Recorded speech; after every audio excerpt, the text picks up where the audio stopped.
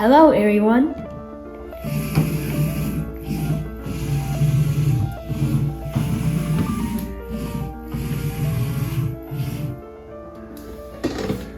So this is the code in block form and this is the code in Python form.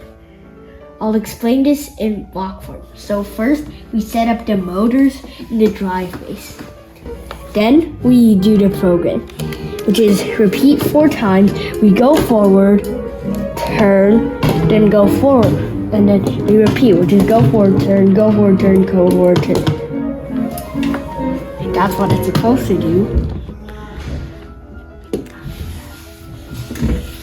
Why do you build this like 4 turns? To help evaluate the robot. Can you explain to us? This is actually our very first Python code. This is the setup again, but in word form. So we've got the motor 1 equals port E, then motor 2 equals port D, and then we set the motors up, then we set the dimensions, then we have the code. Foreign range is the repeat, and then drive base dot straight is forward, drive base dot turn is turn. Okay, thanks, Mason. Thanks.